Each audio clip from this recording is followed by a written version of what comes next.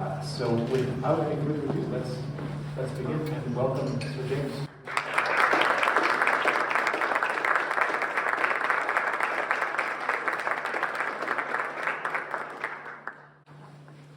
So we have here, I imagine, a variety of levels of familiarity with your work as a composer. And so could you just give a little overview of what first drew you to music in general, and then choosing that as a career path, and specifically what drew you to compose?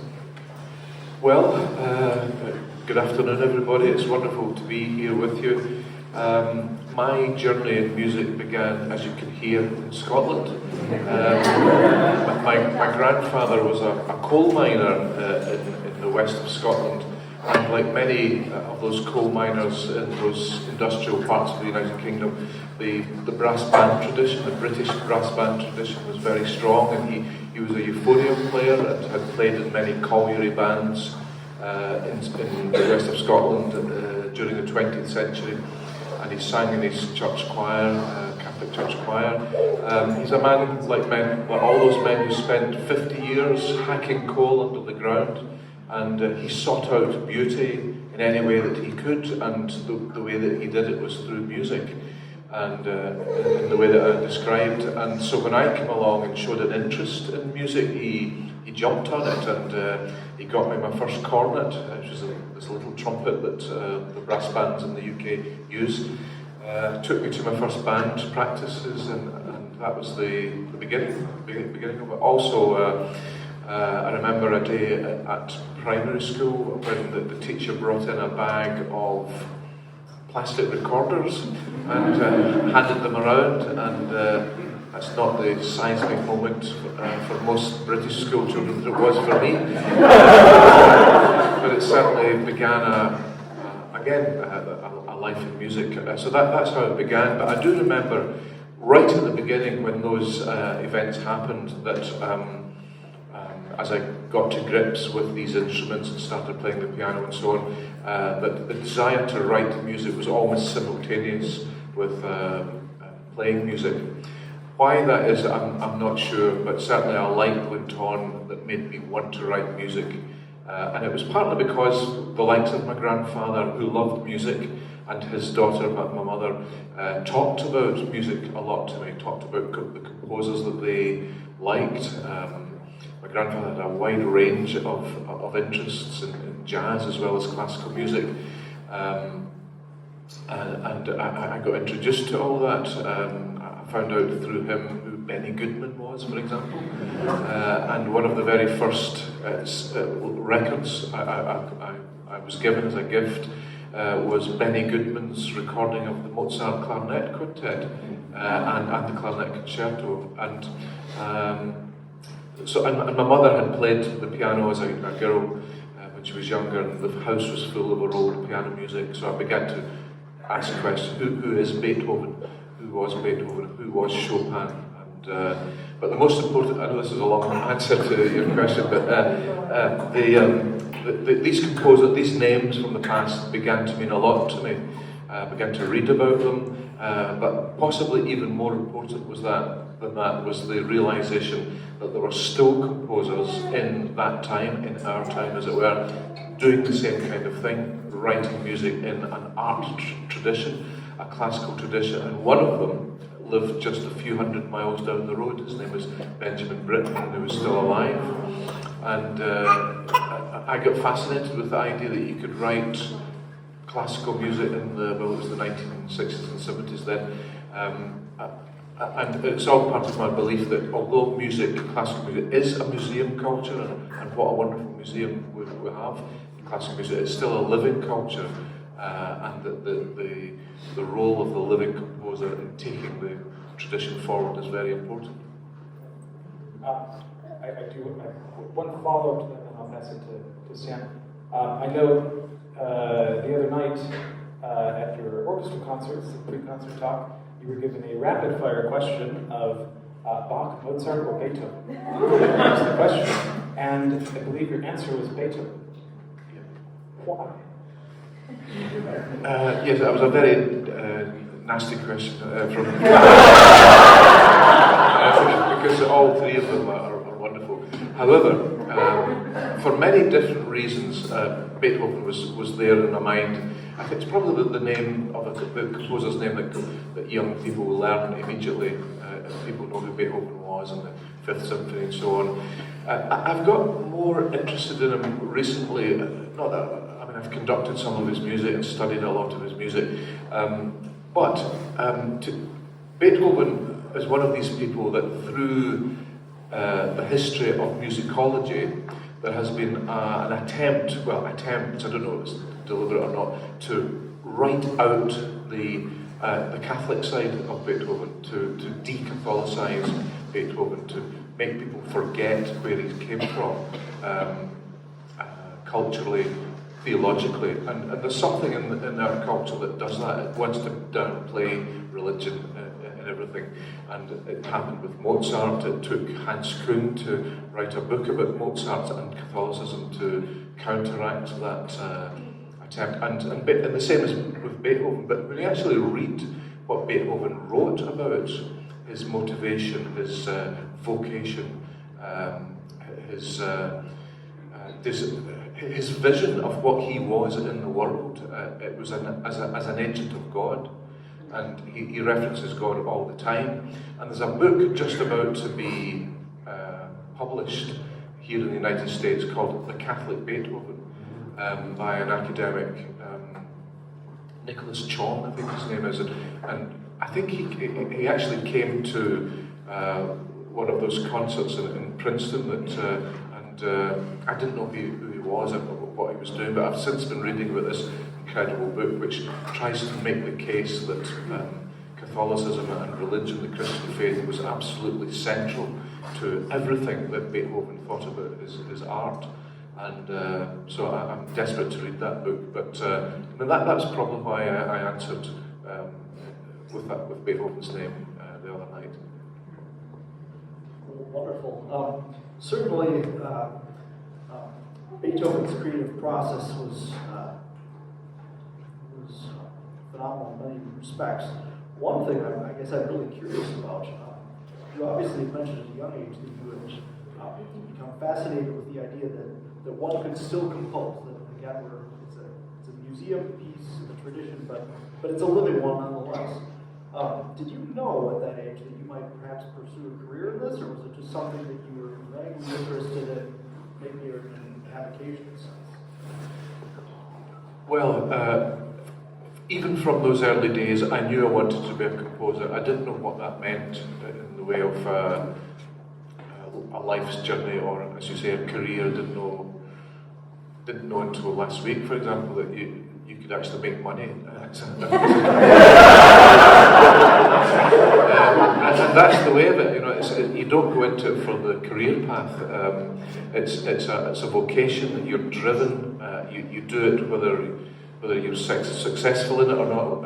In the financial sense, it's something you just can't help yourself doing. But it's something that I knew I wanted to do without necessarily knowing what it would mean in future years. It's just that instinct was ignited by these moments that I've described, and the excitement of making music has never left me. So obviously Beethoven was an inspirational figure in your life. Were there any other composers whose style that, from a young age, really influenced you? Classical composers specifically. Well, I've fallen in love with so many composers over the years and their music. I became prematurely enraptured by the music of Richard Wagner. I mentioned this the other night, and that was why that little piece of Wagner's was in my programme on Friday and Saturday night. I had heard the Ring signed by the time I was 12, and that enrapturement enchantment has never left me.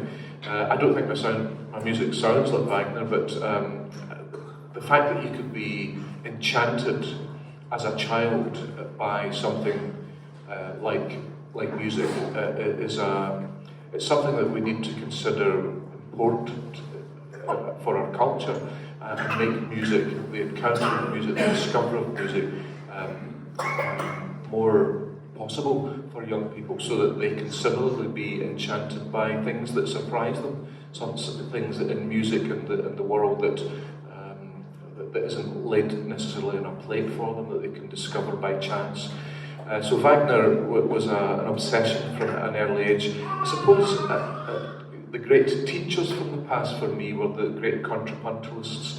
I loved the music of Palestrina and J.S. Bach, and of course at tertiary level in education, composers need to do their counterpoint exercises, and for many musicians, music students, that's a bit of a chore, but it wasn't for me. It was like learning the basics. And what I mean by that was not that I wanted to write in the style of Palestrina or Bach, because that would just be pastiche or a kind of historicism, but you learn something about the archetypes of musical structure through a very close study of counterpoint.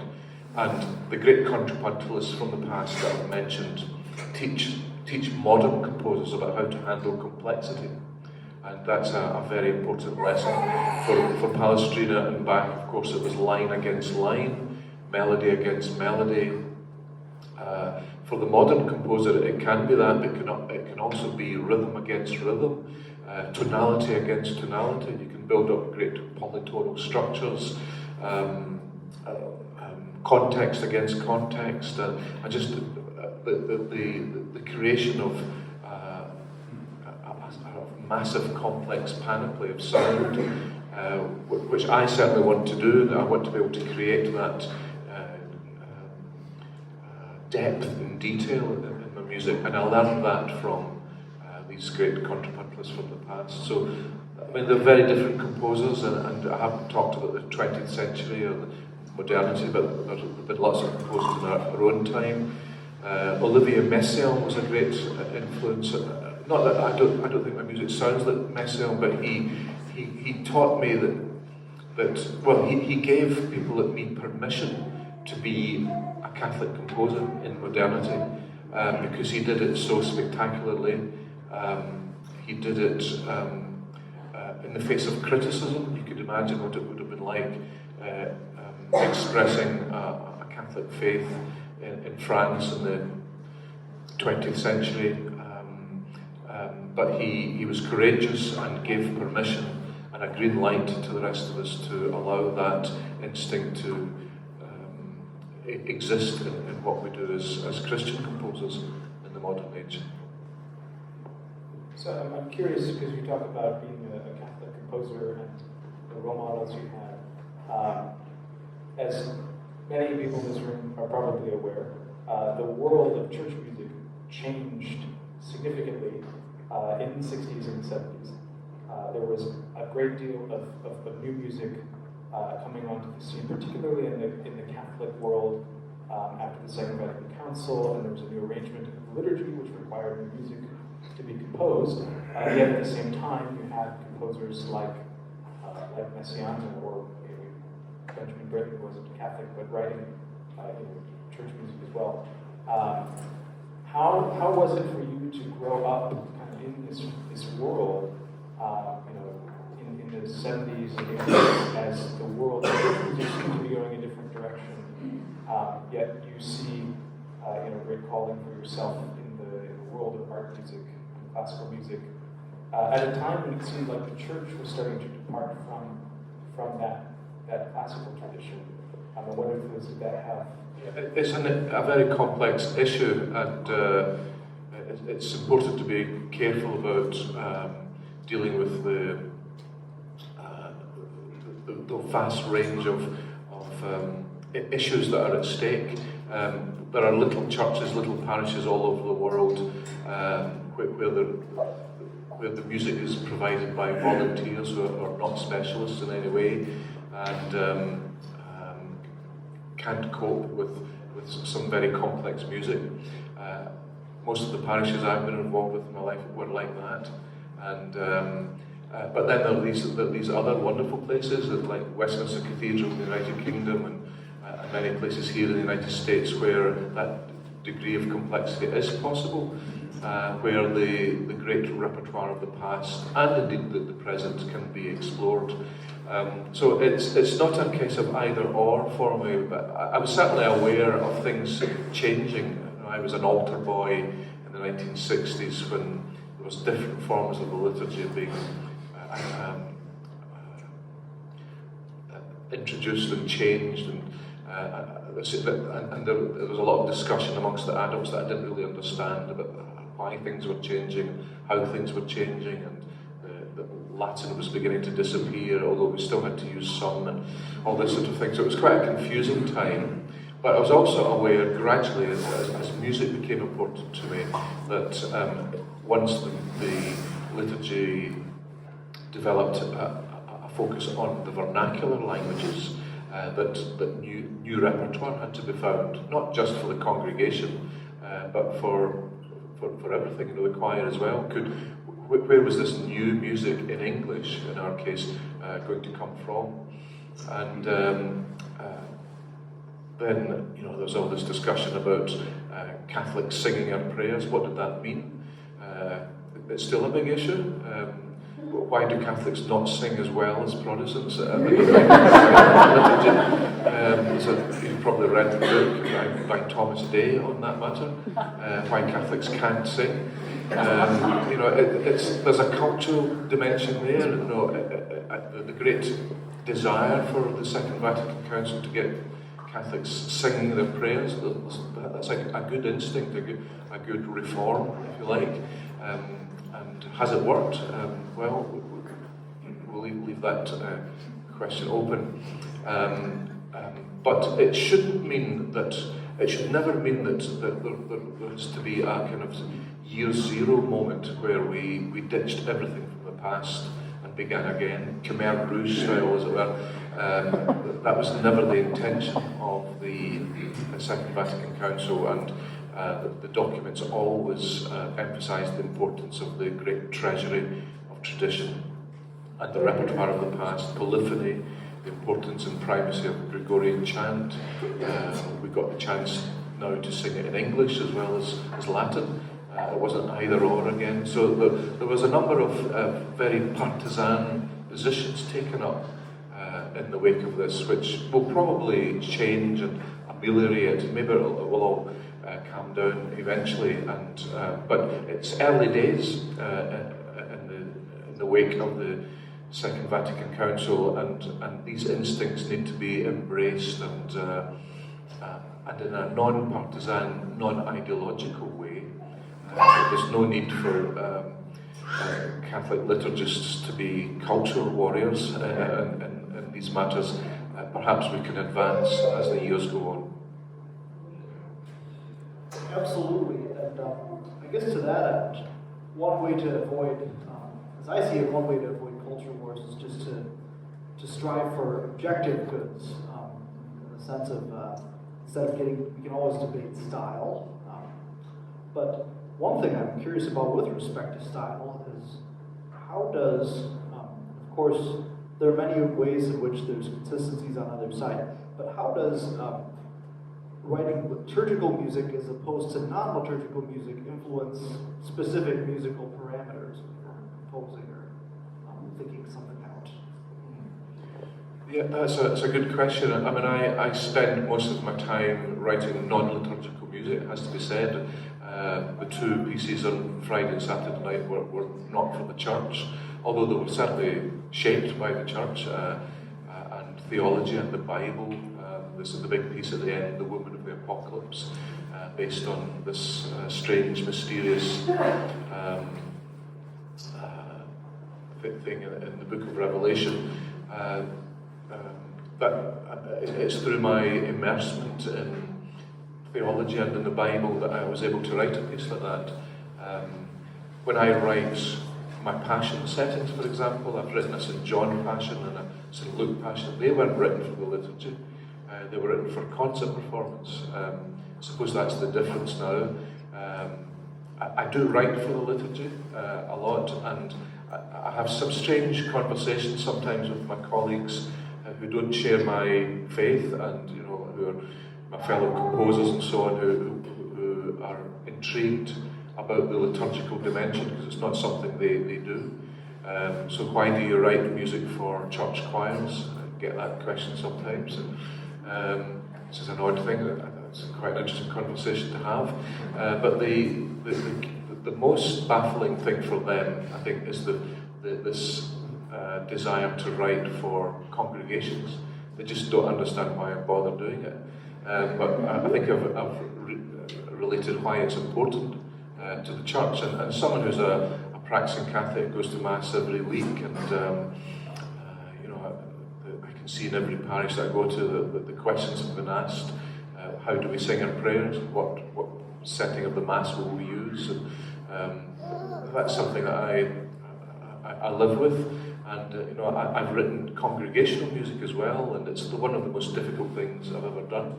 And I've probably stopped doing it because of that. But I do love writing music for liturgy, whether it's for the Catholic Church or the Anglicans. I've written a lot for the Westminster Abbey and these places back home in the UK. And yet, in my non-liturgical work, concert work as it were, secular work if you want to call it that, there is a deep influence of theology and indeed Catholic faith. And if you could just cycle back to the likes of Messiaen, who gave people like myself and the likes of Arvo Pärt and Henryk Górecki and so on permission to follow that and to write from their heart, to write from their Catholic hearts, their Christian hearts for the world. And it's sometimes taking a risk, taking the Christian faith into the secular arena. As we know, sometimes it's a difficult thing. But in the world of music, people who love music, whether they're religious or not, we share a deep love of something we all think of as a kind of spiritual art form. My agnostic and atheist colleagues and friends in the music world love music and recognise there's something spiritual about the art form that they love. And that's them acknowledging a great truth about the art form of music. And it means that there's a truce in the culture war. It means that there's a meeting place of people of different worldviews. And what's brought them together is their love of music.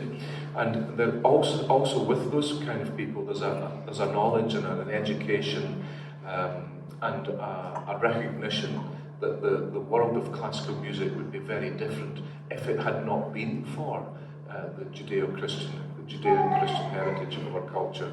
There would not be a J.S. Bach or a Beethoven or a Bruckner or a Messiaen or Palestrina if it hadn't been for Christian liturgy and the desire to express a deep spiritual instinct from a very specific understanding of what that is through the Christian church. And there's a respect for that amongst my colleagues. There's a respect and a recognition that depth and heritage is important for the music that they love, and may still be important in the music that's still being written today. And that's why in modernity, the search for the sacred has never disappeared. You can look at other aspects of our culture where religion has dwindled away, perhaps in literature or theatre and other things, but in music, that hasn't happened. If you look at who the major composers have been in modernity through the 20th and now 21st century, many of them were profoundly religious men and women. Stravinsky, for example, set the Mass. He set the Psalms. He was a devout believer. Schoenberg, the other great polar opposite in early modernism, reconverted to a practicing Judaism after he left Germany in the 1930s, and his later music was deeply shaped by his Jewish heritage, Jewish theology, Jewish culture. And he came here, of course, to the United States, where he was sought out by John Cage. John Cage wanted to study with Schoenberg, and what did John Cage see in Schoenberg? He saw a fellow mystic. John Cage is a great American composer, very adventurous and experimental composer, one of the most avant-garde composers of the 20th century, but he explored this search for the sacred in his own ways. It was through the ideas and indeed the religions of the Far East. And the story I like telling about his most famous piece, or some might say most notorious piece, is this piece called 433. You've probably heard about it, 4 minutes 33 seconds of silence, where nothing happens. That's a kind of quirky joke, one might say, but it's an intense interrogation of our listening sensibilities, or lack of them, our inability to sit in silence for a while, our inability to pray, for example, but also our inability to listen to the sounds round about us. The original title for that work was Silent Prayer. So even with the likes of John Cage at the forefront of the avant-garde in modernity, there is this search for the sacred. So for all those reasons, for those people who say that it's old hat to follow a religious instinct in modern culture, I just say, well, what about all this then? What about all these composers in modernity?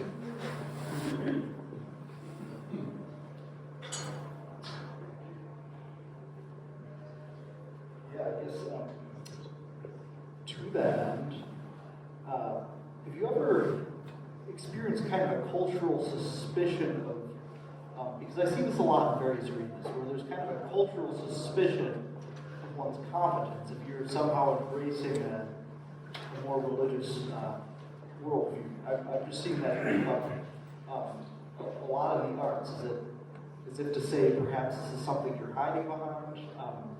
And I just wonder, as an aspiring composer, have you ever experienced that or combated it yourself? Yes, I recognise what you're talking about, and I mean the argument against that suspicion, and I'll talk a little bit about this suspicion in a minute, is just simply that narrative of what's happened in modernity. When you look at the great composers of our time and over the last 100 years, it's just a complete contradiction of the line that religion is old hat, or religion has no place in modern culture, and for that reason, I think the arguments against the religious composer or composers or religious people in music are blunted, because the arguments don't really stand up. But there is a suspicion there. I sometimes get it. And, I mean, what some critics say, not just about myself, but of the likes of Messer and many others like John Tavener and so, that we're trying to convert people to our worldview through music. You know, we're simply using music as a kind of Bible-bashing exercise, which is very far from the case with any of these composers I've mentioned. So you've got to understand what that suspicion's about, but to be patient in explaining any chance you get what the reality of the situation is.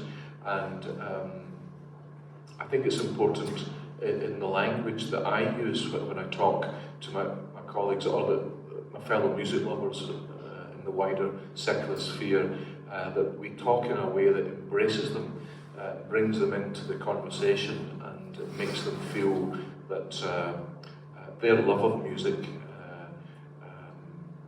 is part of the spiritual search that we're all on, and most of them acknowledge that that's true.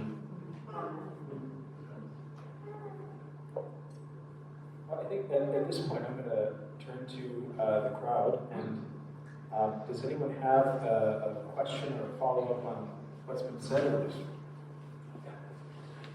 Thank you very much. Please define or give your opinion of what progress is in world music, and maybe name some contemporary composers or pieces you feel achieved progress in their particular areas. Sacred music particularly, or just music? Any. I'm just curious what progress looks like to you in any form of music. That's a very interesting question. I'm slightly stuck to the word progress, though. is that what composers are looking for? Progress. I mean, it gets to the heart of what modernity, or indeed modernism, has been about. Has it been to advance into new territory continuously? It could very well be, and I think a lot of composers did see their vocation in music is to advance into to write music that had never been heard before. That's a valid thing. However, because the modernity in our own time has been shaped by the 20th century, it has involved a lot of repudiations of the past and various, not just in music but in many parts of our culture, are turning back, turning away from the past, because there's this sense that the past is tainted in some way. And that's where this desire for progress comes in. I can understand that. You reject the past, you reject the old hat, you reject tradition, the old-fashioned, because you are involved in progress towards something better. Why do people think it's got to be better? Why was this suspicion of the past? Well, it all has something to do with the convulsions of the 20th century. You could imagine waking up in 1945 at the end of the Second World War as a composer. Some of the composers I was very interested in lived through that, the likes of Boulez and Stockhausen and even John Cage. The first two were actually taught by Messiaen, actually. It was very interesting, we'll come back to that. But waking up as a young artist and looking at the devastation of the 20th century, they came to the conclusion that the past had failed us, that the past had failed the world, and the past had to be rejected. That bourgeois culture, if you like, and by that a musician would have meant the classical music tradition, had led to the Third Reich and the Holocaust. And look how the Nazis loved classical music, they said. Germany, one of the most cultured and musical countries in the world, that wonderful culture didn't save them from descending into madness and horror and taking our world into a very, very bad place. So what do? Well, you begin again. You begin with the blank page in music, but also politicians and philosophers were thinking along the same line. We had to begin again. Progress was meant a rejection of all that and to start on a new path. Unfortunately, a lot of the new paths involved a kind of desiccation of some sort, a dry, arid territory. There was nothing to build on. And I'm talking through my own dilemmas as a composer, because I've had these discussions and arguments with myself, because I was that young Turk when I was younger who wanted to reject the past and talked about progress and the way forward and the avant-garde. But I've come to the conclusion, it's not a conclusion, it's more a kind of instinct that the past should not be rejected, and a more fruitful way, maybe that my idea of progress is to see tradition as some kind of life-giving force for the future. So when people hear old things in my music, old-fashioned things like harmony, or melody, or counterpoint, something. It's because I regard these giants of the past that some of you have mentioned as vitally important to progress. And the analogy that I'd like to use is of a river. I see tradition not as an old thing, traditionalism being nostalgia, but river. If you could imagine tradition like a river running through history, which has its source away in the past. You can look back and see where that source was, and the river runs past you, irrigating human experience at any given point in history, including our own. And it runs past you into the future, and that tradition has a future as well as a past, and perhaps that's the way that we should see progress, something that comes from the deep past, something where we can value our heritage, Beethoven's Catholicism, and everything that has shaped the good things in our culture, regardless of the horrors that have happened, and that tradition can shape where we are going. So that's a long, I haven't even begun to answer your question, but so who are the composers then that I see as taking us forward? Well, I mean, recently I've been in the company of Arvo Pärt, the great Estonian composer, and he's 90 now, and he probably doesn't have long for this world, and he's very frail. But it took me a long while to realise that this man has been writing masterpieces all his life. Why did I resist that? But I think it's because he's also a traditionalist. You can hear the influence of Gregorian chant, of Orthodox music, and you can hear the contours of the past, but it's very much music of the present. And it's timeless, there's a timeless beauty, and it's deeply religious. Maybe the most avant-garde, countercultural figures of our time will be the religious voices, and that's a view that can be resisted in the secular world. If you'll allow me, thank you. I'm so exhausted with those who say the old is bad and want to repudiate the past. I want to be and so the context of my question is I'm looking for refreshment from people who are simultaneously creating something new while also paying homage to the past. Jesus said, I did not come to abolish the law, but to fulfill it. The old is good. The wise stewards with the new and the old. I'm looking to be encouraged and inspired by modern contemporary composers who are doing that. That's great, and maybe just to expand on that, since we have mentioned Arvo Pärt, just think about what happened in Russia, or behind the Iron Curtain generally, in music, after Shostakovich. Most of the composers that emerged at that time were profoundly religious. Some of them are still alive, like Arvo Pärt, but explore the others. Alfred Schnittke, for example, a profoundly religious composer. Sofia Gubaidulina, who's just died recently, who talked about the importance of the Eucharist in her music. These are all composers that were courageous, countercultural figures that stood against the dead hand orthodoxy of the day, which was state atheism, state-imposed atheism of the Soviet Union and the satellite countries like Henryk Górecki, Penderecki in Poland, deeply religious figures, Cancelli of Georgia. There's a message there. You try to impose a certain top-down view of what the world should be, and maybe the instinct, the truly countercultural instinct, is to talk God back at the times. Other questions? Thank you. Sir James, I would love to hear you address what you consider to be the role of the composer, both in relation to the audience and also the musicians. I have many friends who play guitar or instruments in a kind of improvisational manner.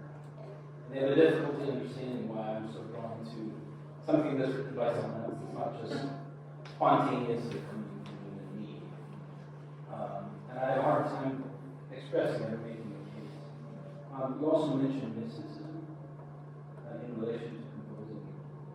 And examples like Hildegard Backman come to mind as someone who is deeply mystical and also composed. Examples like your beloved Wagner come to mind of people who fully rejected mysticism, it seems. And then current day, I think of certain composers who maybe try to resist it but keep getting drawn into it. So I'd love to hear if you can explain the relation between composition and Yes, well, there's something about the composer who has to isolate him or herself from the world. It's a very solitary existence, being a composer, and I can understand the questions that are asked from your friends who see the communal role of music, and even music making. When folk musicians and rock musicians get together, they make music together, and sometimes it's a pooling of energies. And that's great. I mean, jazz wouldn't have happened if it hadn't been for that pooling of energies. But there's something about the classical tradition which has always centred on the silence of the individual, the solitary nature of the individual, and perhaps there is something analogous to the world of contemplation and prayer in the work of a composer. Maybe the act of composition is a kind of prayer, where the composer grapples with silence. It's in the silence of our own hearts that the mysteries of music begin. It's a paradoxical thing that silence brings forth sound, sometimes convulsive sound, convulsive communication in music. There's an umbilical link then between silence and music, and that's the mysticism of the art form, I think. What is the role of the composer? Well, it's eventually to emerge, or to allow what emerges from that silence into the world. It's to allow the products of that silent interaction, that silent contemplation, to emerge into the world and become a communal experience. That's the paradox of what composers do. It's a silent world, a solitary world, and yet in that solitariness and silence there is something being created which is being shared with their fellow human beings. It's shared with their fellow musicians, who then come to the table and learn to play it, and then in turn they interpret this music for an audience. And so it's the mystery or the mysticism of music is that it begins in nothing and it becomes this massive social interaction, and that's the beauty of it in many ways. I do just want to note, as we're having a discussion about the great musicians of the past, that in the background above us you're hearing Bird and Tavner and other 16th century masters, so that the Mirandela Ensemble could have their rehearsal at 4 o'clock and several of their members could attend part of this event. I offer our church to them to rehearse with, so they are underscoring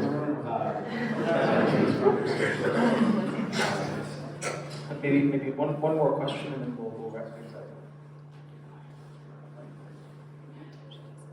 First of all, thank you so much for being here. But I had a question about the role that prayer plays in your creative process. So what role does it play, and maybe what words of wisdom do you have for those who create in incorporating prayer more deeply in their process?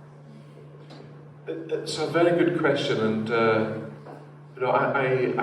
I don't have much of a teaching role these days, but I do encounter a lot of young composers intermittently in the places that I go. This week, for example, I'm going to be meeting quite a lot of young composers, and these questions arise, maybe not directly about prayer, but about inspiration.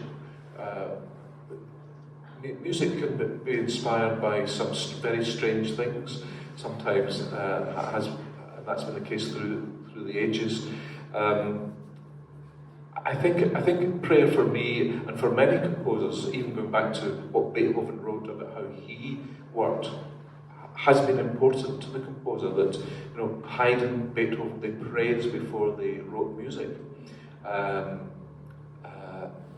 I know a lot of post-Christian composers will seek out that silence that I was talking about earlier, and maybe that's analogous to the world of prayer. Maybe they are involved in prayer and they just don't know it. Maybe it's in the silence of our hearts that we encounter the mystery of God, which for a Christian composer means that the music has been inspired by the divine and an encounter with the divine. Because music, going back to what I was saying right at the beginning, even secular people recognise a spiritual dimension to music. And I think it's because they see in their love of music that their lives have been transformed by music. Their interior lives, the interior life of the individual is transformed by music. They see the world in different ways. Their perspectives in life can be changed through their love of music. This is a deeply spiritual art form, and therefore it's important that Christian composers, believing composers, do face up to the importance and the role of prayer in the preparation of what we do. Music allows us to see ourselves as something more than as just being the sum of our parts. Is that spiritual? Is that intellectual? It is both, but it points to the deep mystery of music, that it is a transformative thing. It transforms the individual, but it transforms society as well. And I can see the impact on communities. A question earlier was about the role of the composer. Sometimes composers have seen their roles as quite social as well. I know that in my own country that there's quite a long tradition of composers who saw their social role. Some of them saw it as political, but they had a commitment to their community. That's always been important for me. I'm thinking in terms of the likes of Vaughan Williams and Benjamin Britten. Benjamin Britten, who wrote music for children. Some of his greatest masterworks are children's operas. Noah's Flood, which is the story of Noah and the flood, for example. It's a great masterpiece, and yet it's made for children to perform. There's a message there in that. And Benjamin Britten was part of a long line of British composers who saw their role which was to be useful to their community, to write music for amateurs, to write functional music, whether it's secular and sacred, maybe writing functional music for congregations as part of that commitment to one's community too. Well, I'll use that to plug the events of next weekend. The choirs of 7 different churches around the Twin Cities will be gathering on Friday night, April 4th at Cathedral in St. Paul to sing 7 anthems by Sir James and to premiere a new work, setting Hic Dies, the gradual for Easter Sunday, with a combined choir of close to 200 people, I believe. That is a free concert at St. Paul Cathedral Friday at 7. And then the following Sunday, next weekend, April 6th, 4 p.m. At Wardwick Concert Hall will be a ticketed concert with Vocal Essence performing probably one of your great masterworks, the 7 last words of Christ, and a number of other smaller pieces as well. And Sir James will be conducting the ensemble for that performance. So with that, I will conclude this portion of our evening, and for about the next 30 minutes or so, I welcome you to eat more food, drink more drink, and we will let Sir James mingle amongst you, and you can maybe ask that burning question you didn't want to say to microphone.